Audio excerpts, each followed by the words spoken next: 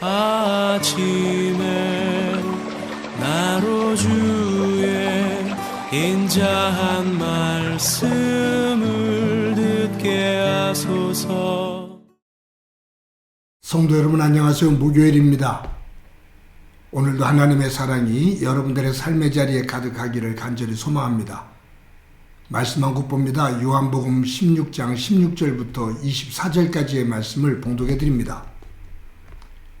조금 있으면 너희가 나를 보지 못하겠고 또 조금 있으면 나를 보리라 하시니 제자 중에서 서로 말하되 우리에게 말씀하신 바 조금 있으면 나를 보지 못하겠고 또 조금 있으면 나를 보리라 하시며 또 내가 아버지께로 감이라 하신 것이 무슨 말씀이냐 하고 또 말하되 조금 있으면 이라 하신 말씀이 무슨 말씀이냐 무엇을 말씀하시는지 알지 못하겠노라 하거늘 예수께서 그 묻고자 함을 아시고 이르시되 내 말이 조금 있으면 나를 보지 못하겠고 또 조금 있으면 나를 보리라 하므로 서로 문의하느냐.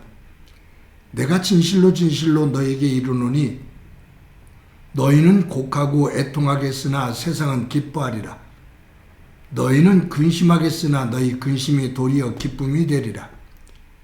여자가 해산하게 되면 그 때가 이르렀으므로 근심하나 아기를 낳으면 세상에 사람 난 기쁨으로 말미암아 그 고통을 다시 기억하지 아니하느니라.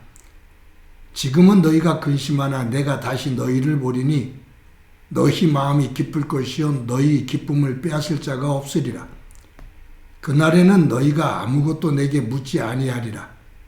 내가 진실로 진실로 너희에게 이르노니 너희가 무엇이든지 아버지께 구하는 것을 내 이름으로 주시리라.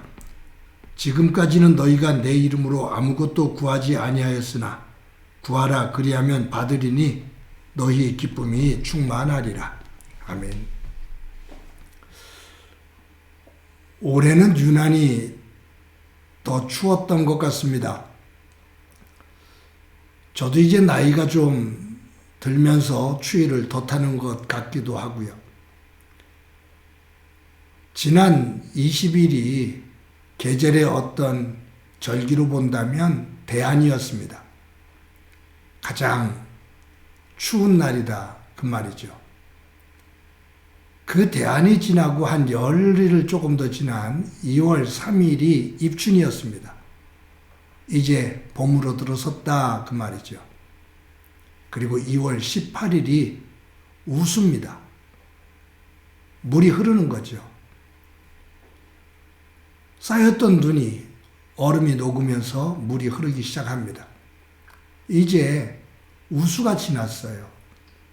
이제 3월 5일이면 경칩입니다. 흐르는 물 속에서 겨울잠을 자던 벌레들, 개구리들이 잠에서 깨어서 꿈틀거리기 시작한다 그 말이에요. 근데 참 이게 묘한 게 대한, 가장 추운 대한, 그리고 물이 흐르는 우수, 이 사이에 입춘이 있어요. 가장 추운 다음에 봄이 와요. 고난 뒤에 기쁨이 와요. 이것이 이제 자연이 주는 이치이고 하나님께서 이 자연을 통해서 우리에게 주시는 삶의 이치이며 교훈입니다.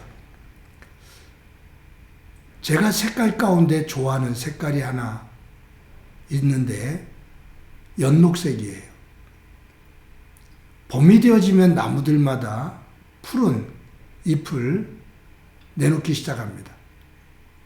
근데 다시 싹트기 시작하는 그 연한 녹색들로 물들어 있는 산, 그 나무를 보면 얼마나 예쁜지 몰라요.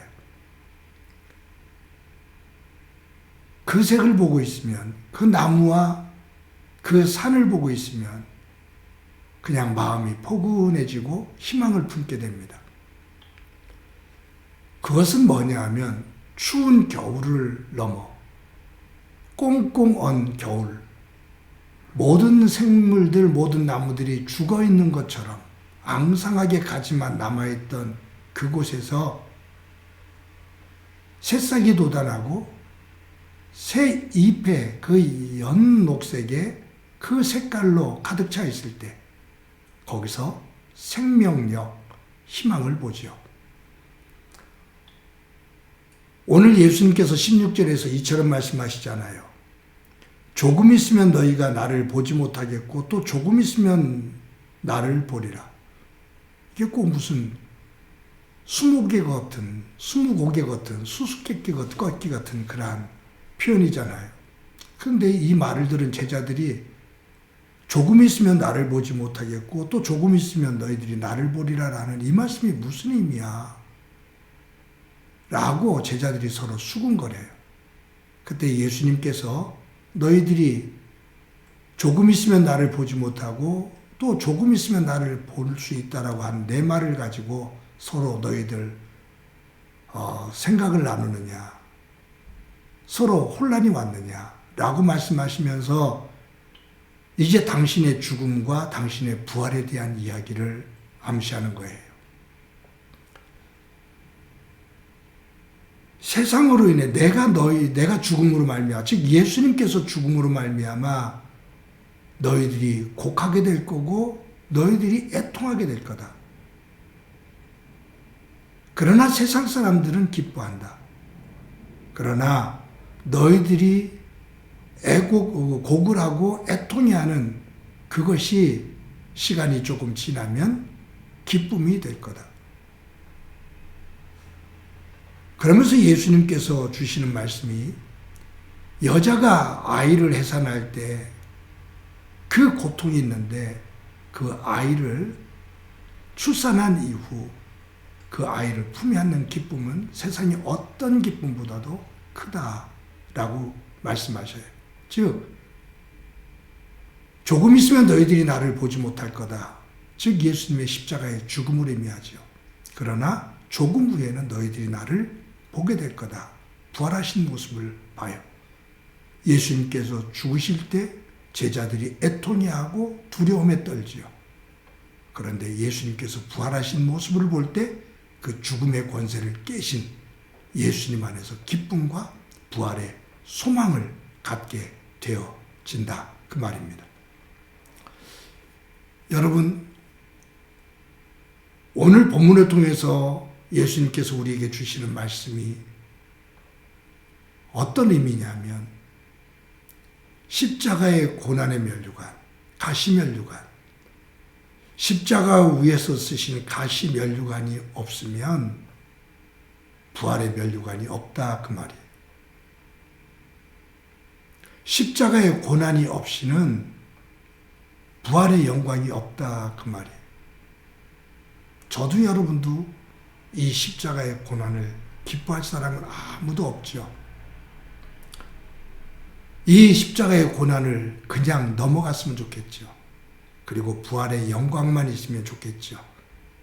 그런데 이 험한 세상 속에서 믿음을 지키면서 살아갈 때 이 험한 죄로 물들어 있는 하나님을 거역하는 이 세상 복판에서 하나님의 백성으로 살아갈 때 그 믿음을 지키며 살아갈 때 고난이 없는 그 삶을 살 수는 없어요.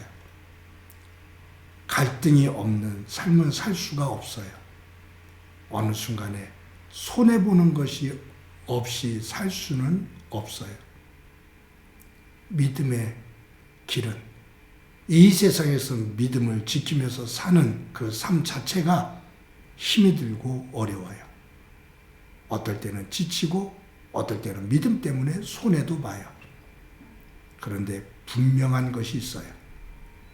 그 믿음을 지키며 그 고난의 길을 걸어가면 하나님께서 그 고난 너머에 부활의 영광, 하나님께서 예비해 두신 그 은혜의 자리가 있다라는 사실입니다.